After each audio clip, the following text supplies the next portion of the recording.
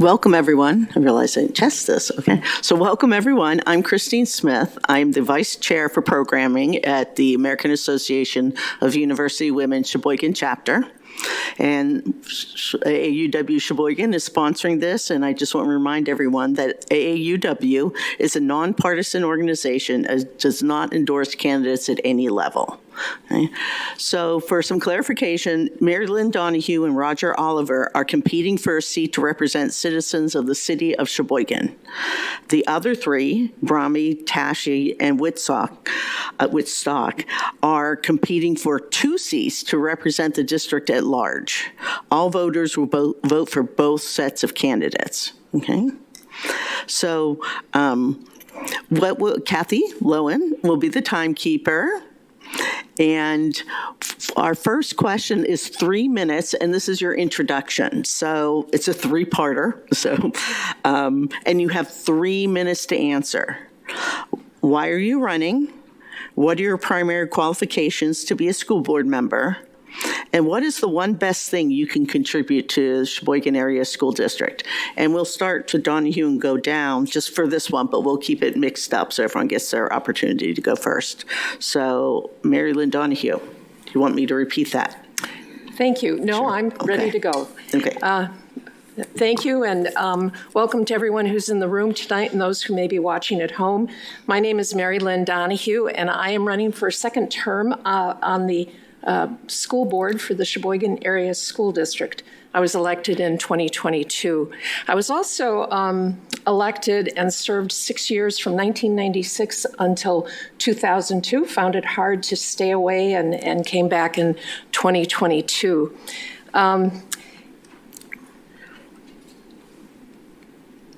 The primary reason, there are a couple of reasons I'm running, and the first, which you will hear over and over again tonight, is that I have deep appreciation and deep thanks for the Sheboygan Area School District and the education that it gave me and my husband and my children.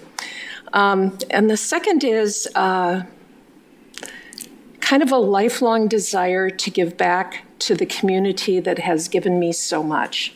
My folks moved here when I was very young. I graduated from North High, and like a lot of folks, I couldn't wait to leave town. I went to undergraduate school, got a bachelor's degree. I got a master's degree in comparative literature, which is why I decided to go on to something where I could make a living, which was law school. And I received my Juris Doctor from the University of Wisconsin-Madison. Mary Lynn, could you speak into the mic? Oh, sorry. Sorry. That's for everyone. I used to sit up here. I should know better. So I graduated from the University of Wisconsin Law School and made my way back here. I've also received another master's degree, and I was able to do some very interesting research on the attitudes of low-income women in voting, which kept me busy for quite a long time. Moving back to Sheboygan was probably the best thing that I've done in my life, other than meeting and marrying my dear spouse. We have 2 children, Michael and John Flanagan. All of us are graduates of the Sheboygan Area School District. Service is what I do. I have been involved, first of all, as I indicated, on the school board. Second, I was an alderperson here for 9 years, and I've served on the boards of many, many community organizations, and just kind of proudly received a Lifetime Service Award from the State Bar of Wisconsin for my service to the legal community, which includes organizing up the legal aid clinic for the Salvation Army. So I'm delighted to be here, and thank you so much. All right. Roger Oliver. Roger Oliver, yes. Sheboygan, where the women are strong, the men are good looking, and all the students are above average. We love this place. After 20 years in Puebla, Mexico, it was time to come back. Our last project there was a K-12 micro school. We landed in Sheboygan, where we have friends, and our adult children are here too now, and they found work in the school district as special ed teachers. We are grateful for that, and we love our daughter's principal, Amy Buffington. So we have a very personal interest in the district. We love this town. It's home now. Marcy, my wife, and I volunteer at Great Marriages. Last year, I worked the polls 3 times. I did yesterday, fell asleep, and met all kinds of wonderful people. What else can we serve? How else can we serve? Sheboygan is a great town, and we want to see it continue to be a wonderful place to raise a family, to live and work. Whoever controls the schools controls the future.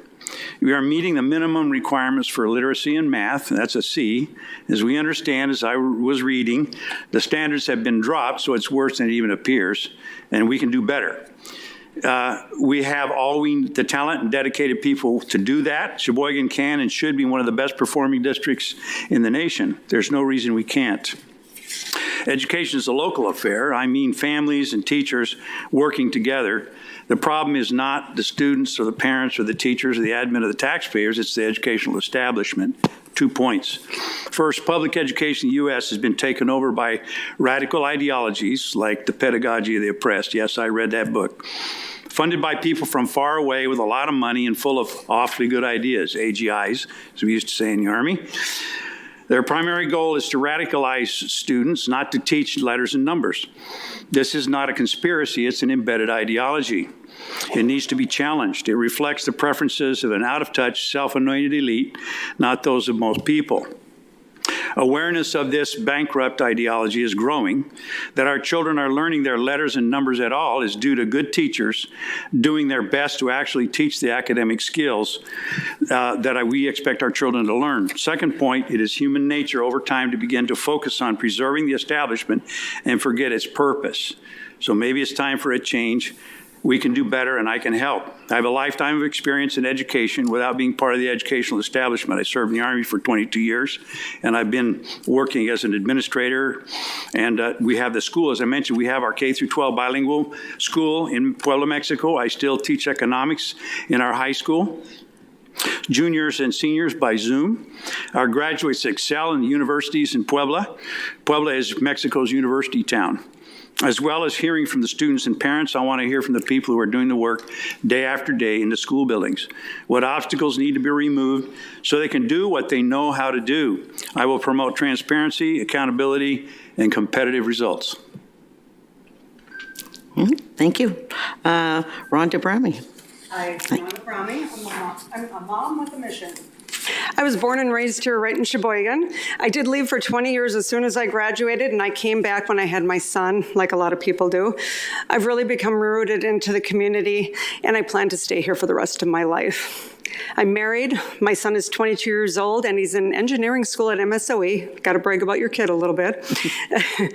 I'm also the sisterhood president and activity coordinator at our synagogue, which is a large part of my life. I've been an RN for over 30 years, and I have a passion for people in life. The last 14 of my life, I worked as a hospital administrator, and I ran programs, and I did program development, and that gave me a lot of criteria to help me become a board member. I have a lot of very creative ideas that I've learned, and I could implement them on the school board. But the main reason I'm running is that starting in junior high, my son kept coming home with anti-American teachings, which really alarmed me.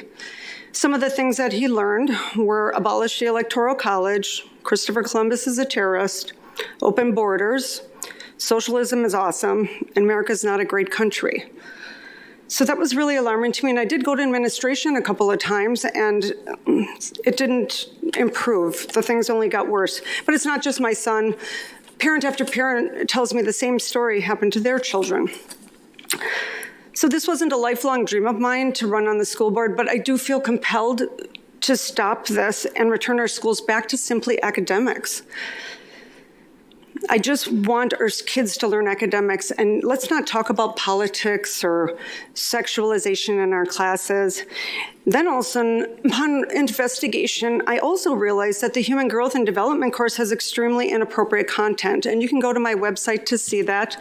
It's Rhonda Brahmy for School Board. It is disturbing, and it needs to be removed, and I'll be fighting to have this content removed. Not all of it, only the inappropriate areas. I'm actually quite shocked that the board approved this part of the education. My goal is to keep our kids innocent and make human growth and development a G-rated course.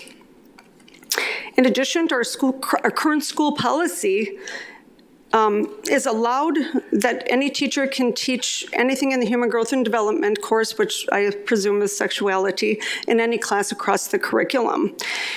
And we don't know how often this is being taught, but I would like to find out, and I would like to know, and I would like to have this removed. I would like our schools to be returned to simply education and remove all sexuality and political topics out of the classroom. And last, the other thing that's going to really improve our academic scores is getting rid of those cell phones. And I don't mean, because I was at North High the other day, and in the classroom it says, you know, don't use your cell phones, you can't use your cell phones. But I want to actually remove them. Okay, thank you. Ali Tashi. Excuse me. Hi, everyone, and thank you to the AAUW for having us tonight. Thank you all for coming. My name is Ali Tashi. I am a proud graduate and proud parent of the Sheboygan Area School District. I have a second grader and a fifth grader. I was raised by teachers. My mother was an English as a second language teacher, now ML teachers. My grandmother was a high school special education teacher with a focus on at-risk youth. And I quickly found my passion in my area as a teacher within special education. I've spent over 17 years in dedication to education and to community outcomes in a range of opportunities. I started off at a middle school in Oconomowoc Area School District, north of here, where I taught students with and without disabilities across the content area in grades 5th, 6th, and 7th. I worked then my way into teacher coaching as I left the classroom and started really focusing on how we can give teachers the support and resources that they need to meet the growing needs in their classrooms. And I did that in Oconomowoc, and then I had the pleasure of joining the Sheboygan Area School District in that teacher coaching space in 2019. Then I moved to nonprofit leadership after getting my master's degree in leadership and organizational development. I had served on the board for the Autism Society of Greater Wisconsin, and I had the opportunity to take a job at the National Autism Society, where I became the vice president of national programs. And in that role, I really found my love of merging educational, teacher support, student support, family support, and policy. I had opportunities to work at the local, state, and federal level in issues related to policies that affect change. And I was appointed to the school district in September. I had the opportunity to fill a vacant seat, and I'm running to be able to keep that seat because I am so incredibly driven. I'm running because I know the impact that our schools have on students. I was a student who came from a single parent household with low income status. I lost my dad to suicide, and my teachers in this district absolutely gave me the best education that I could have, both in the classroom and through clubs and activities. And simply, I believe that all students in Sheboygan deserve the same great education that I had. I'm running because I have been the teacher trying to do the best without enough resources, and I want to make sure that all of our teachers are equipped to support all of our learners, and that our families have access to support on the side and access to creating those connections so that we can together empower a community of learners and leaders. Thank you. Thank you. Denise Wittstock. Good evening, everyone. Thank you to the AAUW for having us here. My name is Denise Wittstock. I am a graduate of South High School, as is my husband. Fun story, we met in 2007, even though we went to high school together. Earlier than 2007. I have 3 kids in the Sheboygan Area School District right now, a son in second grade and twin girls in third grade. And I am the CEO of Big Brothers Big Sisters that serve a Wisconsin shoreline which serves Sheboygan and Manitowoc counties.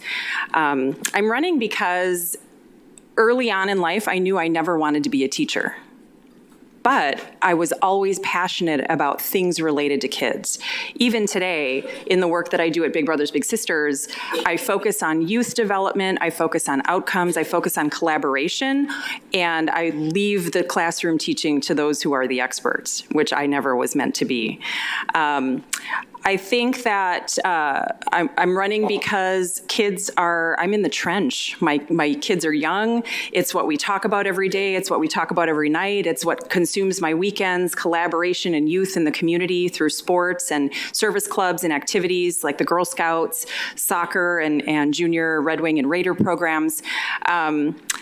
And I think the qualifications I bring are really, and the one special thing I think I can bring to the Sheboygan Area School District School Board is my experience and view from the outside through a collaborative lens. So what do I mean by that? Every day, my team and I work with superintendents, teachers, social workers, guidance counselors, community partners, parents, volunteers in the community, all with a goal to try and innovate and try and bring resources to young people in the community. We have found that education happens equally as much outside the classroom as it does inside the classroom. And at Big Brothers Big Sisters, we've actually expanded our programming for young adults age 18 through 24 because they're continuing to look for those resources and sense of community. I think that the committees I sit on through the state and local mental health boards, different work I do with the counties and their community health improvement plans, the work I do serving on the board of directors for Lakeshore Community Healthcare, all brings a unique view and voice to the table so that the school district can have some innovative ideas and really try to leverage all of the amazing things happening in our community for our young people. All right. Thank you. Thank you to all of you. So the next questions will be 2 minutes for each of you. Okay. And so the first question is, what are the most important challenges facing the Sheboygan Area School District in its responsibility for the education of youth in the district? What are your priorities for meeting these challenges? And so we'll start with Tashi. I think that the biggest challenges facing our district are navigating the complexity and the evolving needs within our schools and within our communities while trying to ensure that teachers have the support that they need to empower students to succeed. We know that education is not one size fits all. And so many classrooms, the way that I was educated is so different than how I educated, very different than how my daughters are learning. And the ways that kids learn continue to change. The pressures that are faced by students are different than they were when I was growing up. The pressures faced by families and the pressures faced by those trying to meet the growing number of needs. I believe that we have to support our teachers to empower our learners. We have to make sure that if we're having high expectations for all learners, which we should, we believe that all students can achieve, that they will achieve because of what we do. And that if our students have access to teachers that are well-trained, well-prepared, and well-connected with resources, they're going to have a better opportunity. We have to make sure that our families can be a part of, the journey, both in and out of the classroom. And I do think that it's really important for us to maximize the relationships within our communities to offer that ongoing support. But we can't keep on adding more things to the plate when the plate keeps on getting bigger and bigger without thinking creatively about resources. As a former teacher coach, I am incredibly passionate.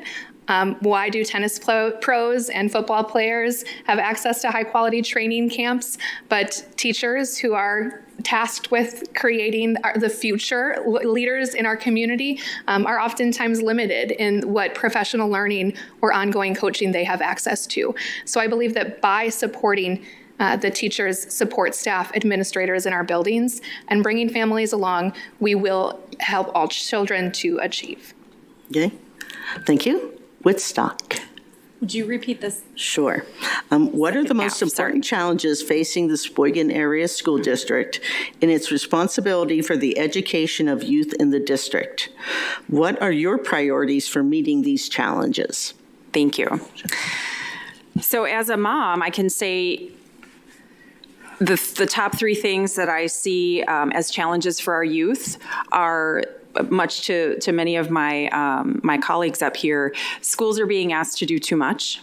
They're being asked to teach, they're being asked to discipline, they're being asked to feed and clothe and help deal with emotional regulation and all kinds of other things that stereotypically happen outside of the classroom.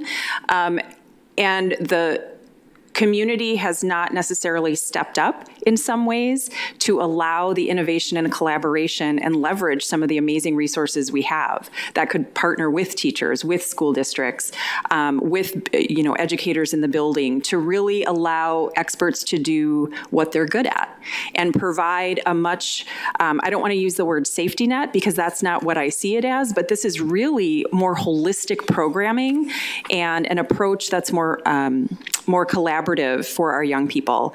I think even in second and third grade, as my kids are, there are unique stresses, there's anxiety, and there's a lot of barriers to resources that I think could be addressed very creatively to allow a little bit more access. And I do think that family engagement is a key piece of this. We have to try and meet families where they're at. As Allie said, this education isn't a one-size-fits-all. And while there are capacity issues within the district, trying to get families engaged so that they can be an active participant in the planning and education for their student, their learner, is really key. And it's a challenge in my business. It's a challenge for the district. So I think that's something that I would like to increase discussion about. Brahmi? Hi. Well, I think one of our biggest challenges in the school district is our academic performance. South, Horseman, Farnsworth Urban all meets few expectations, and they've lowered our standards in the state. So I think our kids academically need to have something changed because they're not doing well academically. In addition to the other things I said, removing any other discussions other than the curriculum, I think we could implement other things to try to figure out how to motivate the unmotivated children. A lot of the children are unmotivated, and I think we have to think outside the box. One of my ideas was to bring in all the kids to the auditorium once a month and remind them why they're in school. Have motivational speakers come in. And I'm not talking about someone expensive, someone from your community that's done it. Try to motivate them and try to figure out why they're not doing their homework. How else can we bring up their scores and their passion? We have to make them realize that I think one of the things they're missing with the kids is that we're not teaching them that success comes easy. Success takes a lot of hard work. And I think we have to get kids to realize that nothing comes easy in life and hard work is going to be a challenge for them. So I also want to look at the schools that consistently do well. The Christian schools do really well, and some of the other schools are doing really well. And I think we need to go into there and figure out what they're doing right and implement and emulate what they're doing in those schools. So. Okay, thank you. Oliver. Roger. Okay, I'll do it for the first names. I have two first names. I think I'd like to hear from the people that work in the building, in the school building every day, day after day after day, before I really would say that I'd impose something else on them. I want to hear what they're saying. I hear from two of them, my kids. They don't always agree with their old man, but they give me an earful.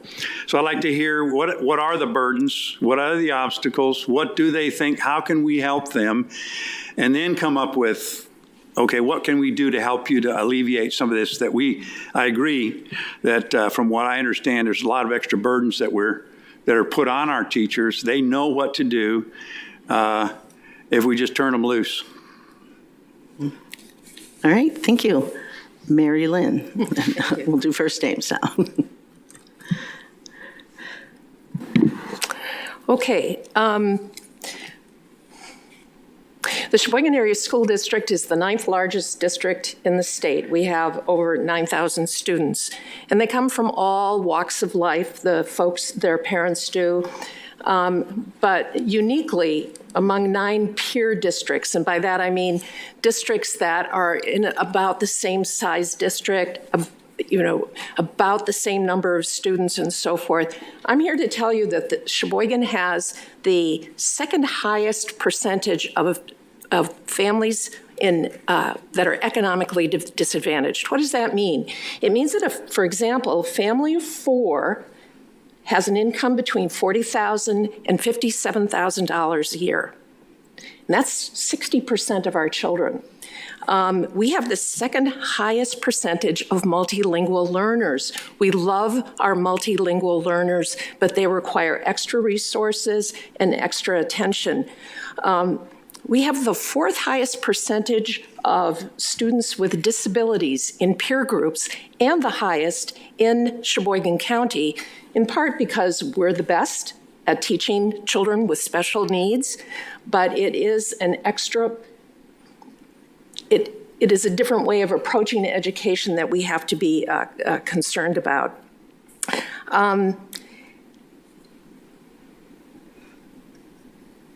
The challenges that we have are multifold, and what I'm hearing all of us say is that our schools are doing a lot, they are multitasking. And why is that? It's because this is one of the most important institutions in our city, in the Sheboygan Area School District, in the county, and in the state and nation. Education is where it's at. So, challenges. The state legislature made a promise in 1996 to adequately fund our schools. They have broken that promise over and over and over and over again.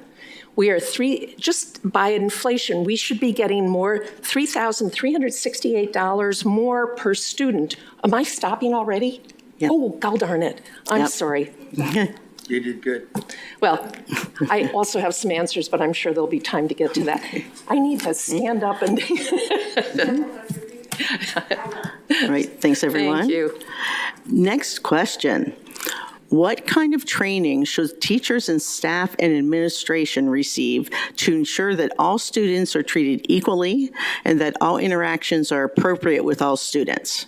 How should the district deal with race-related issues in the schools? So we'll start with Denise Wittstock. Well, I would say... There we go. I would say I think a lot of that has happened. Our schools are incredibly diverse. Over the last 3 to 4 years, our demographic has shifted for the first time to be the majority non-white students. And I think in our schools, the concept of equity and equality is practiced daily. I think that is represented in some of the disciplinary actions. I think it's represented in the curriculum and some of the things that are happening in the classroom. I do think that, I think to Marilyn's point about the percentage of students in our schools that are living through socioeconomic challenges, that are multi-language learners, I think part of the one thing that I think all of us can continue to learn and bring into our daily practice is looking at relationships, looking at treating students equally. In order to do that, we have to look at it through a cultural lens. What we assume for myself as a white woman, I may assume something is fine and fair and equal, but in another culture, it may be seen differently. And so I think that's a piece that all of us as humans could probably do a little better at each day. It's an area I don't know, quite honestly, how much attention is focused on that. I don't necessarily think race is the only thing that plays a role in equal treatment, but I do think that's one thing that we could potentially bring into the discussion. Okay, thank you. Rhonda Brahmi. Hi. I believe that teachers and staff should teach and treat everybody as they would their neighbor. Let's treat everyone the same. Let's not treat people differently. And we can advocate and support minorities and anyone as treating them as they would like they would anyone else. People are strong, independent people. We don't have to treat them differently. And we need to teach our children that we judge people on the content of their character and not the color of their skin.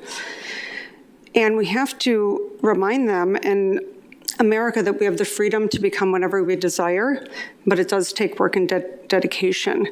So we have to remind those kids it doesn't matter what the color of your skin is, that nothing in life is going to come easy to achieve our goals. Will it be harder with people of color? I believe yes, but it's not an excuse for failures. Minorities have been successful, and we need to have staff and teachers remind them that, hey, anybody can be successful if you work really hard. We all want the same things in life. We all want a good family, a good job, success, happiness. So let's promote that can-do attitude. Let's not tell people that they're victims.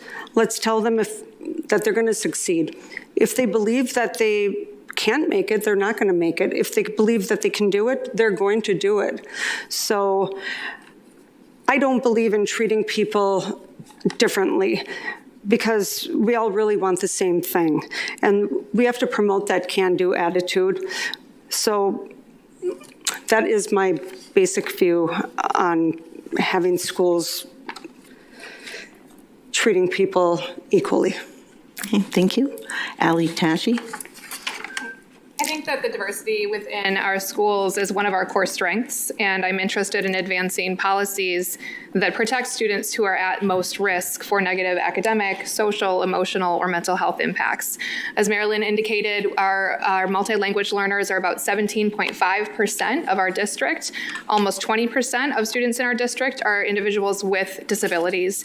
And that large net of students are oftentimes underserved by teacher preparation programs. I went through a program that was cross-categorical in special education, and still I needed ongoing support to ensure that I was able to meet the needs of my students in my classroom every day. As a teacher, I think that culturally responsive teaching practices have really supported my practice and that of others, because it helps us to build relationships. And I think that what we do best as teachers is to build relationships with students that open doors to their interests, that open doors to their future. It really is true. Everybody is unique. I think that all individuals have unique learning needs, styles, and preferences, and we have to help them explore what those are and then meet students where they are. That means that if you have a student who is bored in class because they're above grade level and they need extension work, they deserve that. Students who are below in math but really strong in reading, they deserve tailored education. Students who have family issues or personal issues that are impacting their success, they deserve a tailored approach to learning. Students who have disabilities and need sensory input in the classroom that their teachers were never prepared or taught or trained on how to give them, they deserve to learn with dignity altogether. We have to look at this differently than the myth of the average. There is no average learner. There is no normal, and we have to help all students identify their strengths, their needs, and advocate for those in order for them to meet them in their future. Okay, thank you. Roger Oliver. I mentioned I served 22 years in the Army, plus I served 20 years in Mexico. I'm fluent in Spanish. I've done a lot of bilingual, I still do. So I know what it's like to work with all kinds of different people. I'm very cross-cultural. Matter of fact, we had our cultural shock when we came back. But I believe if you love your subject and you love your students, a lot of that gets sorted out. We need to teach them to be overcomers instead of victims. Who knows, we might have the next Thomas Sowell or a justice of the Supreme Court right here in our town. Why not? And I think our teachers do know what to do. And yeah, sure, give them the resources. Give them Spanish. Invite me, I'll help. I'd be happy to. But I do believe they're capable if we believe in them and encourage them to do the work. All right, thank you. Marilyn Donahue. When I was first elected to the school board in 23, when I took my position, I had the wonderful opportunity to visit 7 or 8 of our schools. One charter school, and I will keep looking, one charter school and a number of elementary schools. I was stunned by the diversity of the student body and the activity and the true approach of meeting children where they're at. For a teacher, that requires an enormous amount of training, as Allie has pointed out, and I really could not say it any better than she has. We need to meet our kids where they're at to understand where they come from, where they want to go, and how we can help that along. There are so many tools that we have available to us, and yes, we do demand a lot of our teachers, and they deliver it for us. That to treat those children equitably, fairly, with intention and smarts and love. You just see, when you go into schools, the love that the teachers have for their kids, it's really extremely heartwarming. So I think that if we focus on where we need to meet our kids, what we want them to be, we want them to go out into the world. Our mission statement is we want our kids to be productive and responsible citizens in a competitive world. And that's the equity that we need to bring to the entire teaching establishment, to the schools, to all the wonderful support people. And it's a huge task, and frankly, we're doing pretty well. Okay. Thank you. We're trying to keep the Donahue and Oliver and Brammy, Tashi, Woodstock kind of together, so that's why you're going to hear Donahue and Oliver again. So, Roger. Next question. What should the district do to ensure the safety of students while in school? Would you support funding to make classrooms more secure? And we'll start with Mary Lynn Donahue. Okay. I can tell you in this room, and for those who may be watching at some point, that our schools are very safe. They have now, as safe as they can be in a country where common sense gun regulations are not in place. All of our schools are locked. You can't get in except through one central door that will take you right to an office. So people can't come in through side doors or whatever. We have so many trainings and drills for our children. Beyond the fire drills, do you remember the tornado drills? Well, we now have active shooter drills, starting with our little teeny tiny humans, who are 4 and 5 years old, who go through active shooter drills. We have their resource officers, special resource officers, 5 that we co-fund with the police department, 4 that we pay for on our own. They don't dress like policemen. They dress like, folks in the school, and I think that those are probably an important factor.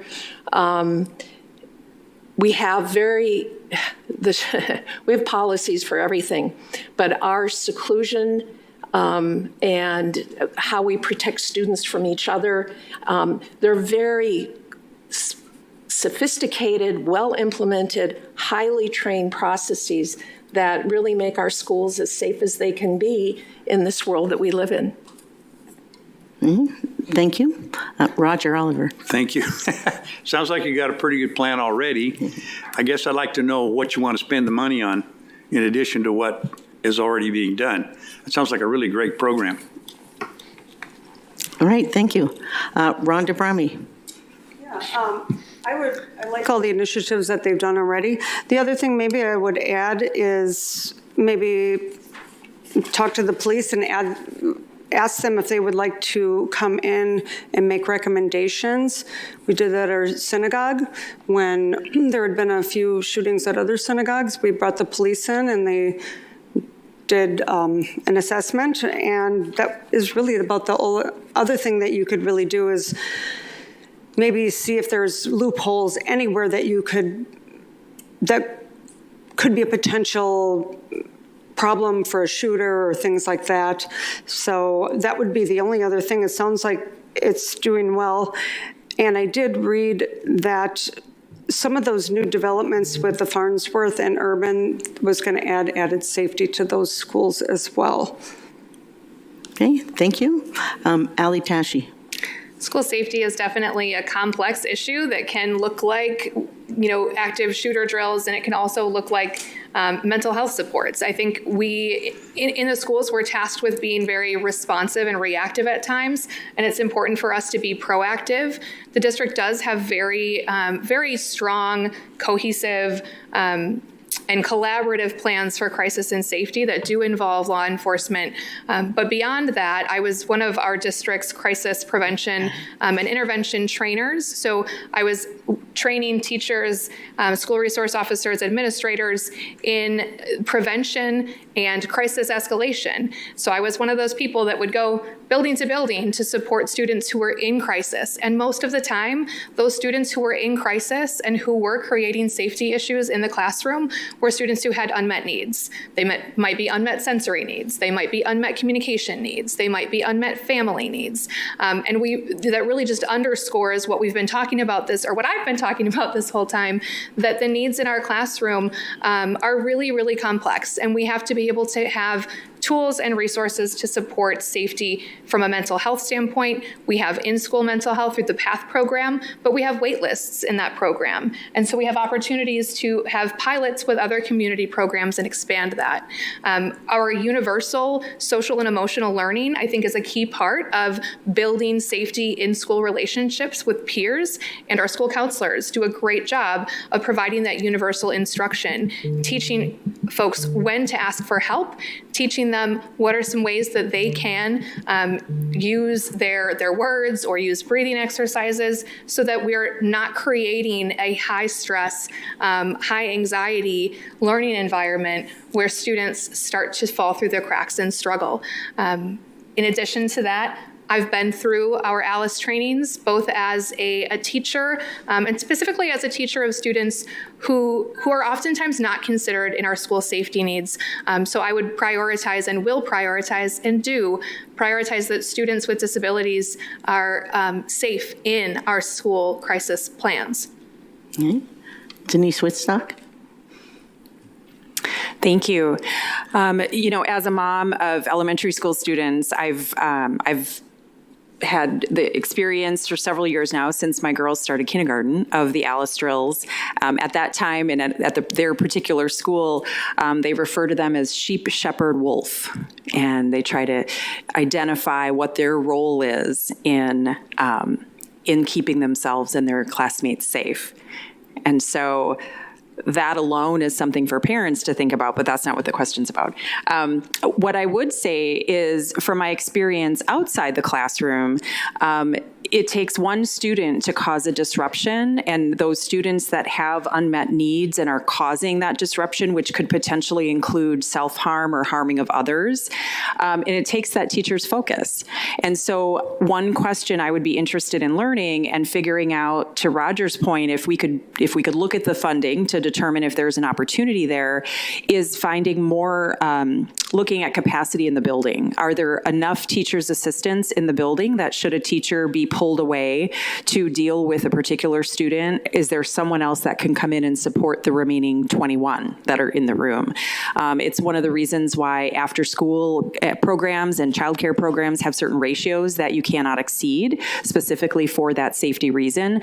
I don't know why we couldn't explore making sure that we have those ratios in schools. Obviously, funding is always an issue. We know that.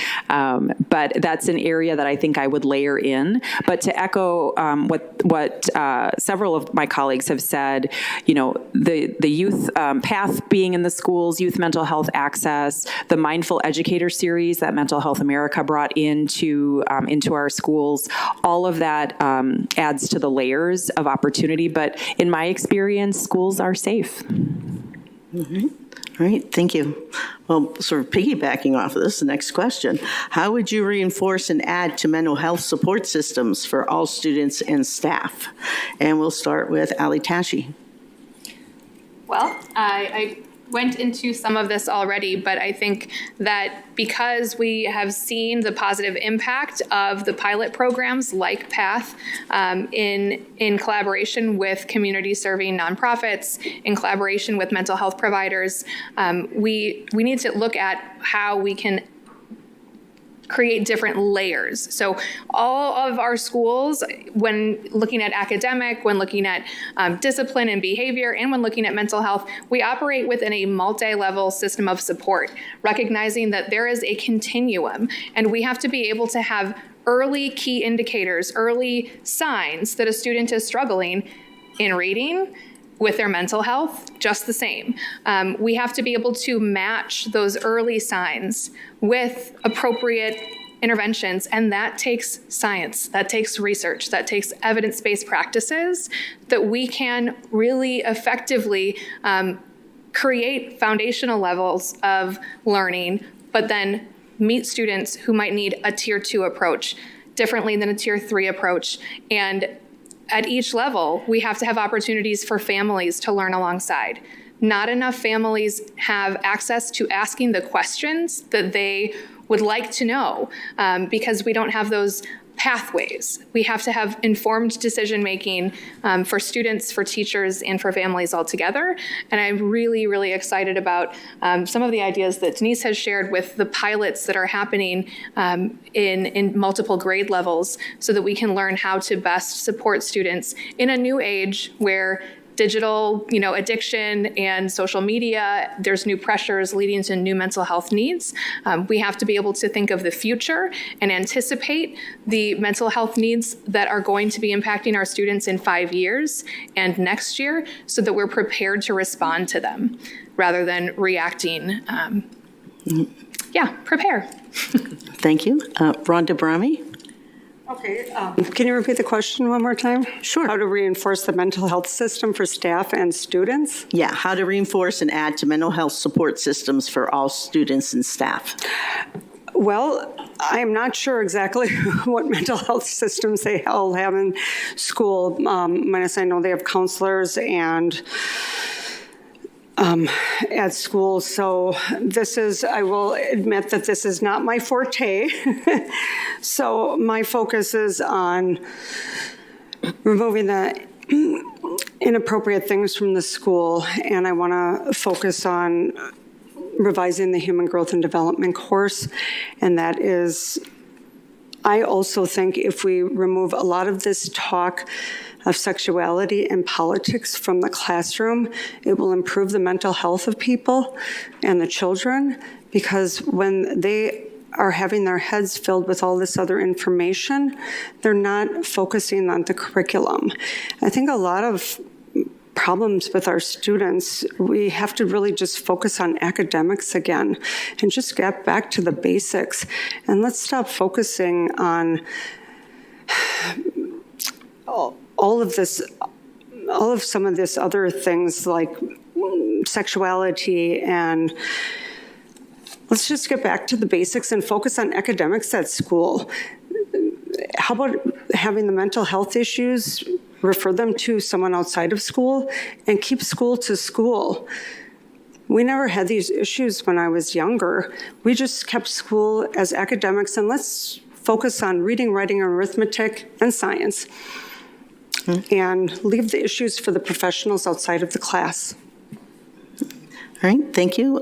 Denise Wittstock. Thank you.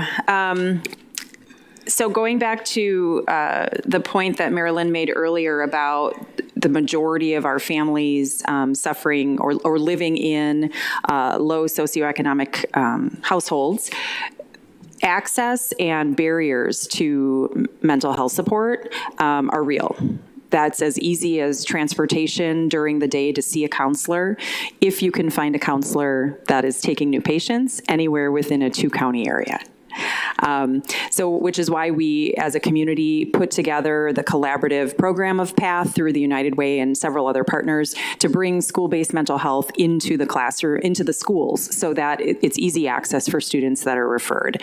I think one of the things that piggybacking off of something that Allie said about triage, when we talk about school mental health and youth mental health, stress and anxiety can manifest itself very differently in young people depending on their age and depending on their experience. My children, one of my daughters experiences anxiety, and her symptoms come out in tummy aches. And we have access to resources. We have access to some of these things. But we found out that the anxiety she was feeling was because she was trying to make some friends and wasn't having luck. So if we look at a triage approach, she's feeling lonely. She's feeling unconfident in herself. She doesn't have a sense of belonging. Those are things that can be treated outside of a professional referral to a clinician. Those are things that can be treated if you look at collaborative opportunities with programs in the community, that you can bring in club services, you can bring in mentor services, you can bring in partners to do just that. I think differently than Rhonda in that I would say bring the resources to the kids if you can. There's plenty of space in the building after school, often not during the school day. But I think that looking at an innovative approach to add resources outside of the school to partner with them is probably what I would start my recommendation with. Okay. Thank you. Roger Oliver. Well, the first question I have is how big a problem is it? Really, I'd like to hear from the teachers and the principals before I would make an opinion and burden them with, we've all been talking about how much we're putting on the teachers on top of teaching. And so I'd like to hear about that and not come up with another AGI, awfully good idea. All right, thank you. Mary Lynn Donahue. When we brought our second son home from the hospital, my 3-year-old climbed on my lap and he said, "Mom, I just want things to go back to the way they used to be." I think lots of us want to go back to the way things used to be. We have memories of school life being simple, and it was academics and we made friends and such. It is a really different world now. I think Allie and Denise have spoken very well of mental health supports within the school district, and we are focused on that. And it is an additional, quote, burden, but it is an opportunity for us to support our students. I just want to talk a little bit about the structural things that we're doing that I think are really pretty spectacular. Boys and Girls Club of Sheboygan has programming for kids before and after school. We have before and after school reasonably priced daycare. We provide meals for kids so they aren't hungry. We try to make students feel safe because mental health is a very big deal, Mr. Oliver. And so many of our students who don't feel like they belong in the majority, students who have different orientation, different sexuality, all sorts of differences where they perhaps don't feel safe. So we have over 100 clubs in our school district where kids can get together and be a part of people who share the same interests, the same, whatever their interests would be. And so I think those things are really important, as well as the PATH program, PBIS. Mental health counselors are pretty scarce, and so what we do in our district, I think, is really, it's good. I wish we had more resources. All right, thank you. Next question. What role should the arts and music play in curriculum requirements? So what role should the arts and music play in curriculum requirements? We'll start with Mary Lynn Donahue. Oh, all right. We offer, in our 25 schools, we offer art education in 22 of them. I grew up without much art education, and I have regretted that, and not much music education. The resources that we have for our students, I think, is excellent. We used to put up student art along the hallways of the old central building where the school board met. I was astonished by the quality of art. And we do know that that engagement with art and music helps with engagement academically. So I think sometimes it's the very first thing, oh, well, we don't have enough money, let's cut art, let's cut music. And there have been cutbacks, there is no doubt about it, but there's still a lot of vital art and music in our school district. Just got the newsletter from the South High Art Department, kids who took skateboards and did the most amazing paintings on skateboards. It's just, it's an important piece of what we offer. Okay, thank you. Roger Oliver. I kind of think it's indispensable. I played piano, trumpet, violin, cello, and guitar all the way through grade school and high school. My mother was a piano teacher. It taught me academic discipline and a presence in public. And even if you don't make a career out of it, understanding music, it's a whole different level of something that I would really be sad to see it taken out. And some kids get to express themselves through art, and that's all part of the educational experience that I think is just great. Our kids went to a school, American school in Honduras, and music was a requirement. Everybody had to do something with music. So I don't know exactly how that should all work it out, but I just think I think it is indispensable. Okay, thank you. Rhonda Bramy. I also have a passion for art and music, and I think it should definitely be part of the curriculum. And I think we could add language to that as well, but I think maybe even starting language at a younger age, because kids are like sponges and they would pick it up a lot easier.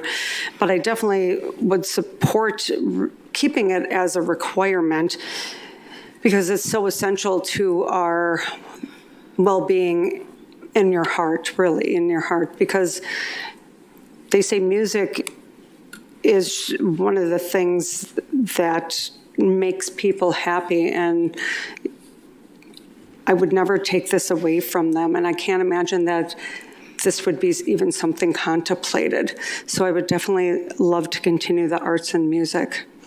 Okay, thank you. Denise Wittstock. Thank you. I do not have any musical talent whatsoever, but a huge appreciation. So I'm jealous, Roger, of all of the things that you can play and do.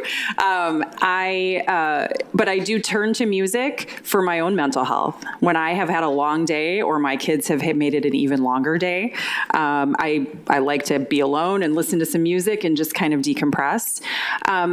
Thinking about, so yes, I would love to keep them a part of it, because I think so often once individuals after high school, elementary school, middle school, high school have the choice, they feel that that's not going to be needed in their life after that, and they may not elect to take it. So giving them a basis in public education in elementary or high school, I think, is important. I do think there's an opportunity, and this may be totally off the table, but wouldn't it be interesting if we could learn about art through an art history class instead of just an art class? If we don't have talent, could we still learn about art and appreciate it in different ways, so we're meeting kids where they're at? I know that the teachers would probably roll their eyes and say, what are you doing? But they're just, I would love to ask the questions about some things like that. Could we bring some innovative ways to teach the arts into our high schools, into our elementary schools, in different ways? So all the teachers who have that added to their plate, I'm sorry. Okay, thank you. Ali Tashi.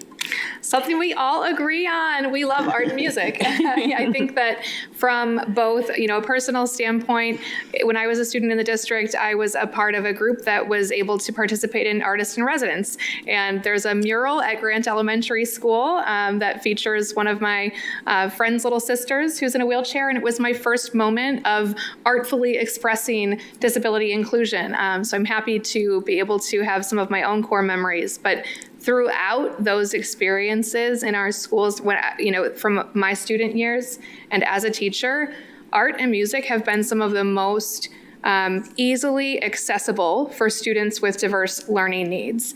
And we started to learn how to meet the needs of students with and without disabilities together by sharing in art and sharing in music.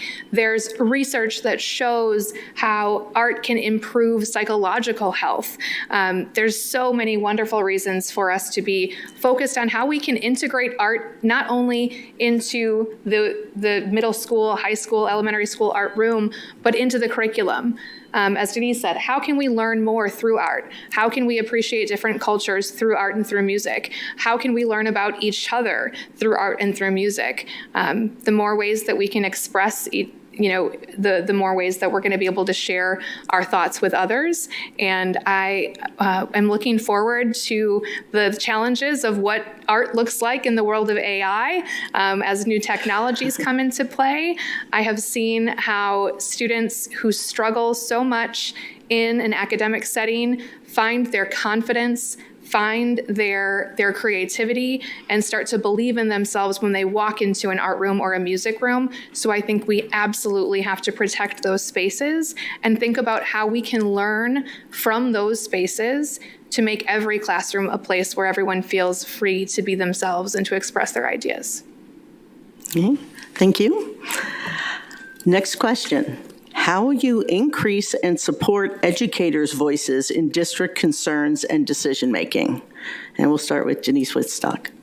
I'm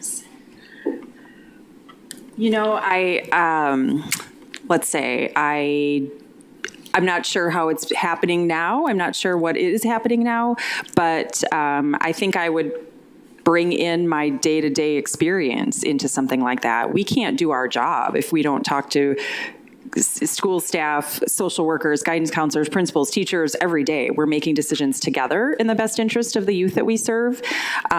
So I would say, like Mira Lynn did in the beginning of her term a few years ago, spending time in our schools in a different way with a different hat on to learn a few of the different things that teachers are interested in. Like I said earlier, I've never wanted to be a teacher, but I do think I have really good ideas about youth and education. So I don't know if I'd feel comfortable making some decisions without their voices at the table. How to get that? I have no idea. We can have a big potluck. We'd have to bribe them with food. That's always a good way. But I think I'd want to learn what is being done and then come up with some creative solutions to amplify what isn't happening. All right, thank you. Ellie Tashi? Can you repeat the question, please? Sure. How will you increase and support educators' voices in district concerns and decision-making? I am a huge fan of multiple means. So we have to have multiple methods of outreach. We have to have multiple methods of accepting feedback when it's been asked for and when it's not been asked for. I've always thought about who is already involved. We have certain voices that we hear from frequently, but who are the voices who we're not hearing from? And how can we really target and tailor and make sure that we have representative groups? It's important that we hear from high school teachers, from middle school teachers, from PE teachers versus second grade classroom teachers. There is no one teacher identity and there's no one right need from the teacher perspective. So I think that we have to be really strategic in seeking multiple perspectives. And we can do that in fun ways. When I was in Oconomowoc, one of the things that I loved doing was hosting community conversations where we brought together families, teachers, and local employers, for one example, to talk about issues specific to future employment opportunities for students. And those community conversations did have pie. I do think that it's important for us to really create opportunities to connect first, because so many people are nervous to ask questions. And so many families and teachers the same don't feel like they have all of the information they need to formulate their question. And they're so stressed just getting through the day that we can't have it be passive. So I really look forward to engaging in conversations at the community level that are really structured. And I also really want to hear from those educational assistants, those school secretaries, the folks who are the eyes and the ears and oftentimes backbones in our classrooms, who are oftentimes not invited to the same tables where discussions are being had. Thank you. Thank you. Rhonda Brahmi. Hi. I think one way that we could support the educators is by obviously listening to their concerns and what are their issues of the day, the month, the year. So we could have monthly meetings, you could have bi-weekly meetings, or not bi-weekly, bi-monthly meetings, and all get together and discuss any kind of concerns or issues that are arising, and how can you solve them and find creative solutions to implement things to find solutions to whatever issue it is. I'm sure teachers have tons of different issues and problems that arise throughout the day. So I do think that when you get together, you could do Zoom meetings, you could have monthly meetings, but getting together and talking about things and how to change things is how we always did it in the hospital. And I can't imagine that it would be any different in the school setting, because they're the first line of defense and what's going out there, and they can bring often issues that are happening in the classroom or outside the classroom and bring it there and bring people together so we can find creative solutions to all of their problems. And, try something once, and if it doesn't work, try something else. All right, thank you. Roger Oliver. Say the question again. Sure. How will you increase and support educators' voices in district concerns and decision-making?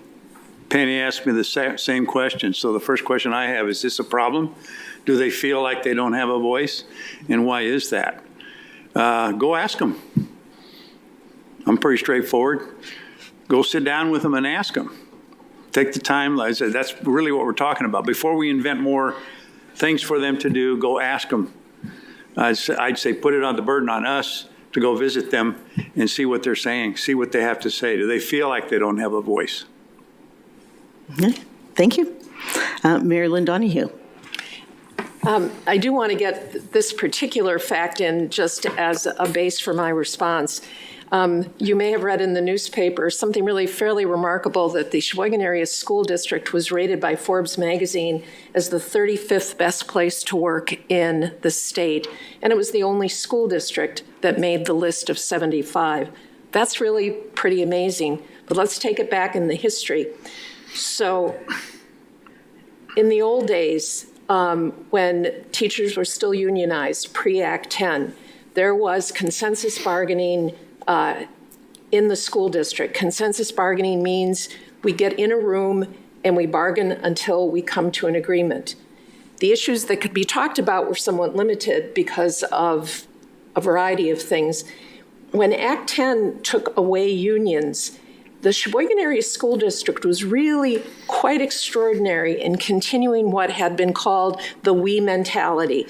Some of you may remember Joe Sheehan, who was the superintendent, HR person, and then superintendent. And the we mentality means is that administrators don't sit down and say, this is what happens. We have meet and confer groups, and there is a sense of power on both sides that issues can be talked about and they can be resolved. Now, I don't mean to suggest in any way that this is a paradise situation, that everything gets worked out. But that we mentality in terms of communication between administration and teachers is key.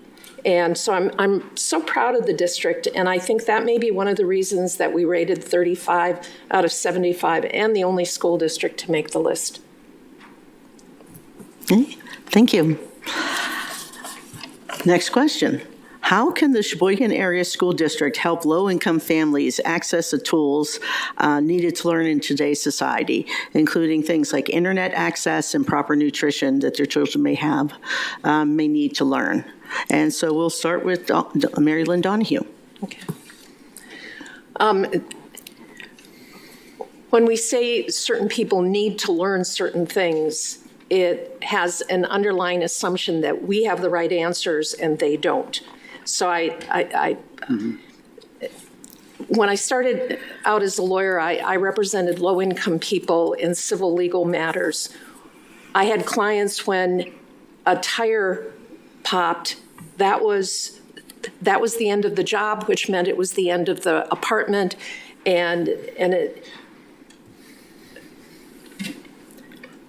what low-income people need is more money. And more money will buy them the security of not being evicted. You know, if kids stick with us for 7 years, the graduation rate for the Sheboygan Area School District is 94%. If they stick with us for 7 years. If they stick with us for 4 years, it's only 84%. And there are, and I have talked to teachers where a student will come in and it'll be the third classroom for that student in 1 year, and we can almost guarantee that that student won't succeed. So there are supports within the system. Free and reduced lunch, I think, is very important. Quality childcare, the wonderful supportive programs of Big Brothers and Big Sisters, of the Boys and Girls Club, so that we can try to empower people even though they don't have enough money. I mean, when you're low income, you don't have enough money to be able to succeed. But it's a tough nut to crack. It truly is. I mean, we are an income unequal society, getting more so, and it's just something that we need to be aware of. Okay. Thank you. Roger Oliver. Well, that's a good question. I would certainly.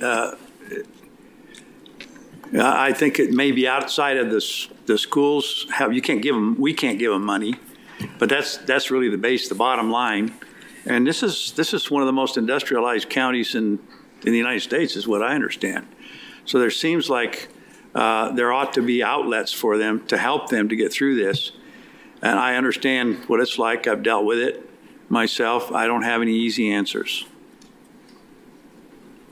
Okay. Thank you. Rhonda Brummy. Yeah. I know low-income families have a lot of issues with obviously getting money, but we do have the food programs at school, which I think are really good, and the health programs as well. There's other safety nets that we have in place in our society for the low-income families. I do think one of the things that's really important for low-income students is to help them realize that this situation is temporary and it's their childhood, and they don't have anything to do with their income status now. But if they study hard and work really hard, they can achieve success as an adult. So it's really important that we teach these children that this isn't forever. Yes, it's low income now, but we have resources at school to help you. And let's achieve success by going to school, doing your homework, working hard, and just achieving your goals. And someday you're going to look back on that and say, boy, that was tough being a kid, but I made it. And I made it, whatever your idea of success is. But let's not throw in the towel and just say, because you're poor, you're not going to make it. Let's make sure that these kids realize and motivate them that they can do it. And let's give them that can-do attitude. Let's motivate them to succeed and tell them you're not a victim. Yes, you're poor, but you're not a victim. And there have been so many people throughout our history that have had worse circumstances than you, and they've succeeded. So I think that's one of the ways teachers can really help these kids say, you can do it. It's tough, but you can succeed. And we actually have you can go to college for free when you're poor as well. So we have a lot of safety nets right now in place already for the poor income families. Okay. Thank you. Ali Tashi. We know that one of the largest predictors to future success is a family zip code. It is their income status, but one of the larger factors is teacher effectiveness. And so, we take day in and day out all of the students who walk through the doors of the Sheboygan Area School District, and we work to provide that belief in themselves, the opportunities to explore their passions, their opportunities to grow and to succeed outside of school. But we also have to understand that every student who comes from a low-income background is going to have a different experience. There are so many different factors that lead to low-income families. Sometimes it means living with 12 other people in a multi-generational home. Sometimes it means you're the oldest sibling, you have one parent, and you have to make sure that your younger siblings get fed. We do have to be aware of not just the statistics in our buildings, but of who are the students who are carrying that extra weight into their classroom every day. And we have to get to know them as individuals.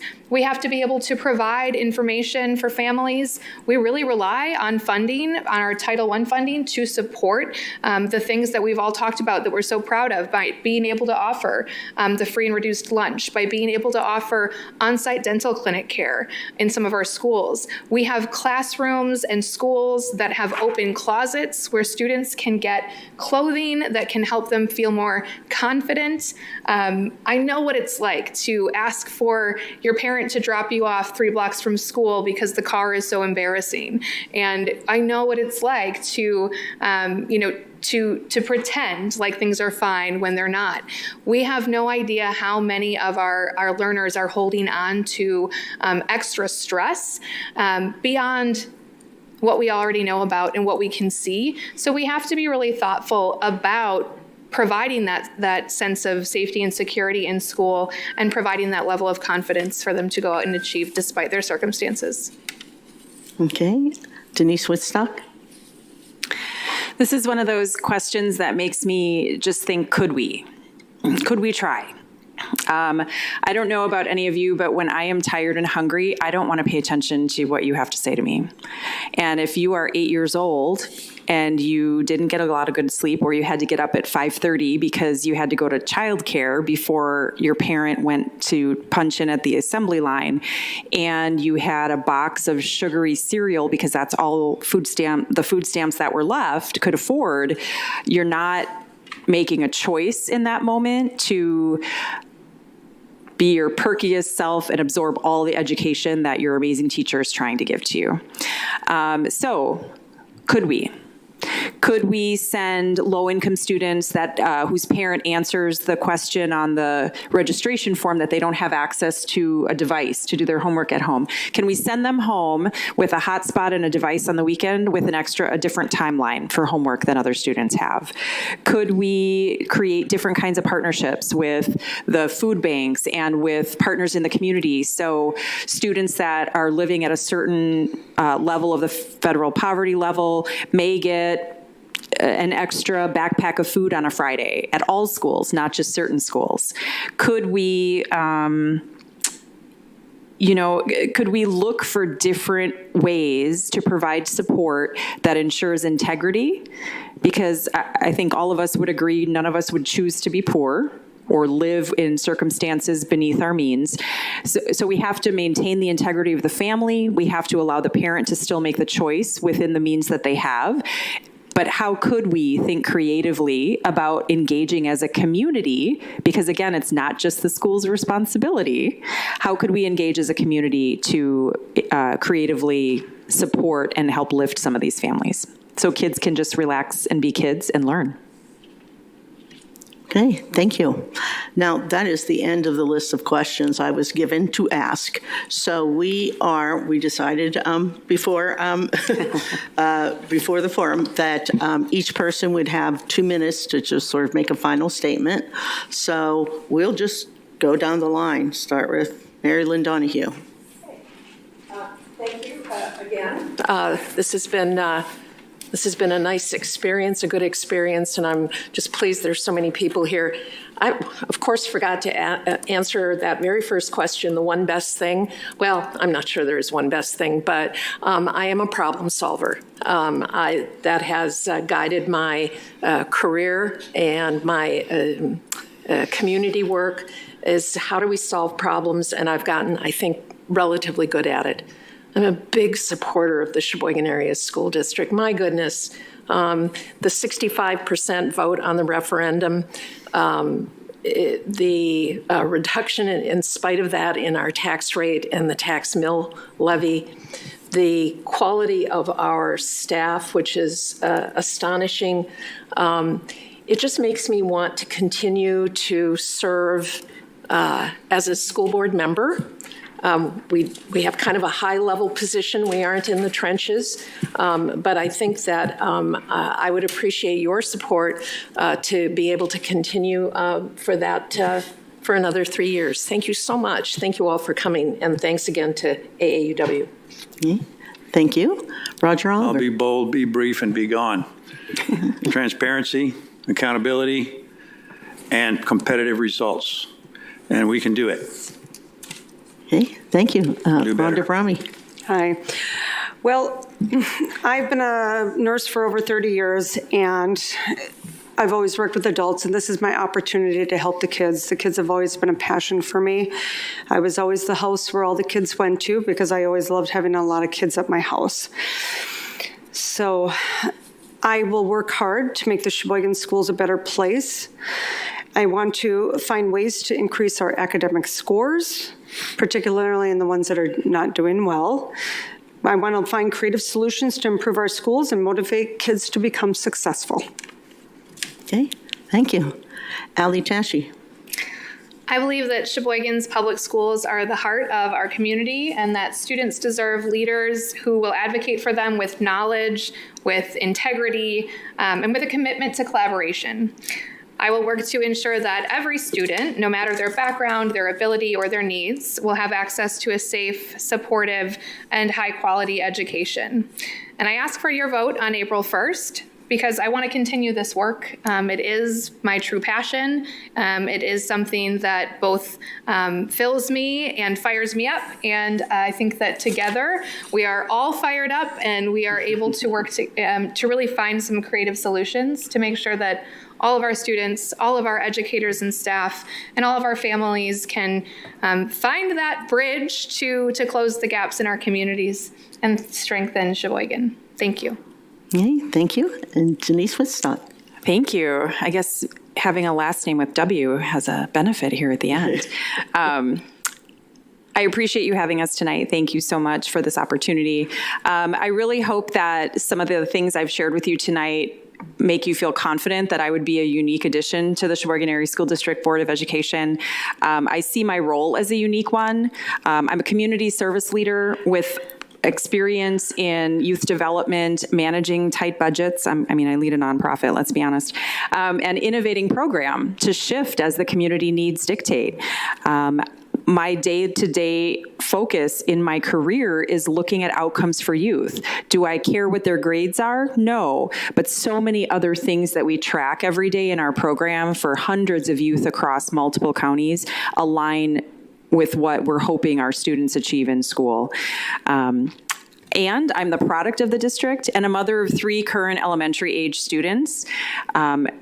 We live amongst and experience some of the issues that have been talked about tonight, and I have the ability to put on my mom hat and bring to the conversation how I would share and educate and support my own child in understanding what they've experienced. But I also bring my nonprofit leadership hat to the table to share at scale what we're seeing work very well in the district, in other districts around the county, and bring some best practices to the conversation. As I said earlier, I've never been an educator or associated with any formal education practice such as this. So my insights may not always be polished, but I do think that they would be incredibly valuable at the table. So I hope that, I thank you for your support. I hope to see all of you at the polls on April 1st, regardless of which box you check. Please do your duty and vote. And thank you again for having us. Hey, I'd like to thank all of the candidates for taking the time to be here tonight. I also want to give shout out to Scott and WSCS for taping the forum and making it available. All right. So this will be available until the April 1st election and on demand. So thank you to all of you who showed up, and good night. Thanks. Thank you.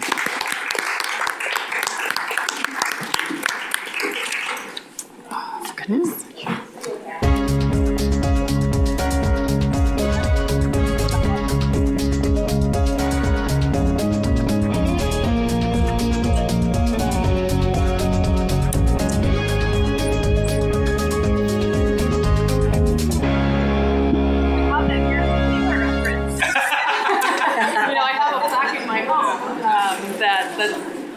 We bought it. I bought the house that my grandparents lived in growing up, and I gave them a plaque because I love her companion. It has 1,400 marshals. Thanks for coming. The women are strong. The children. I get these for And both now of it's in my home. So. Well, I have another. Okay. So what? Hobbits. Oh. all the references. Take off your